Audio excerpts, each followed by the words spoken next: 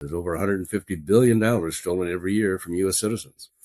Every year, $150 billion, and very little recourse. So when a person is a victim of this crime, say you lose $500,000, not a big case, by the way. What do? Well, they go to local law enforcement who will say, how could you be so stupid? Not helpful.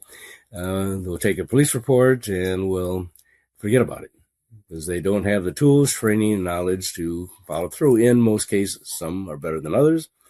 But even if you do work with the police department, sometimes it goes to the state's attorneys for a subpoena to the exchange where we find the money, and they won't take the case because the criminal is located offshore. Transnational organized crime might be some 20-year-old being held prisoner in Cambodia in one of the camps, and who are you going to prosecute? And recovering the money doesn't seem to be a priority. So not only do you lose a lot of money, I mean, and you said $500 million isn't even the largest, but for people even losing $25,000 or $50,000, that's annoying. But then to be told you're stupid on top of it, boy, what a cherry on top of the cake. It's a lot of money to them, right?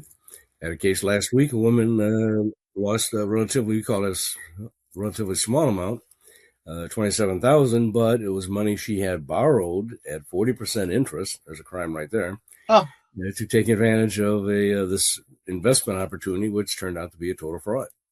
So now not only is she out the money, she's on the hook for a $27,000 loan at 40% interest. My God. That's how these crimes compound. It looks like too good to be true. Maybe it is.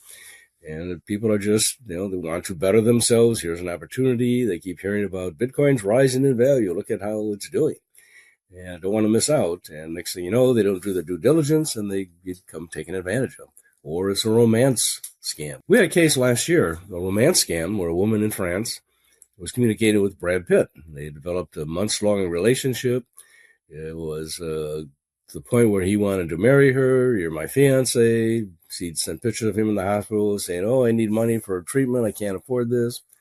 And she started sending him money, and then eventually she divorced her husband and took the $800,000 settlement from the divorce and sent it to Brad Pitt, who promptly disappeared because it was just a total scam.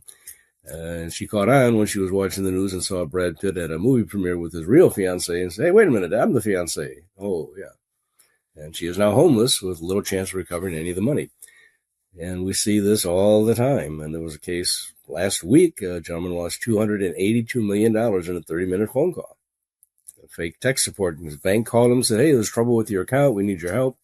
And over the period of 30 minutes, talked him into giving up his passwords, the 2FA code text that came back, and drained his account. And now it's a merry chase to try to find it. And again, it's these same transnational criminals preying on American citizens and the rest of the world. I mean, it's estimated $1 trillion is stolen every year globally. I'm just talking about the U.S. market.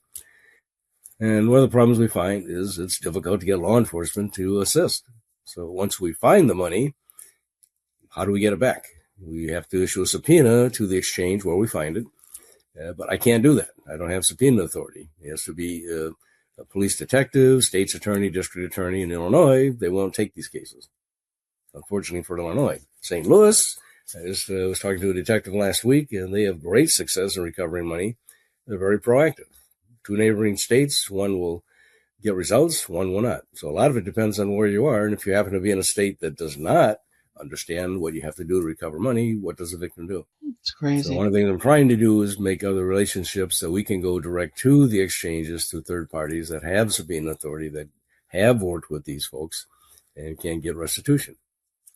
So it is possible. We're seeing more and more recoveries take place. One potential partner I'm talking to now recovered $15 million and has another $100 million frozen going through the process. I mean, the numbers are staggering, how much money is being stolen. So does it look like you're going to get that back for him? Looks like it. It does.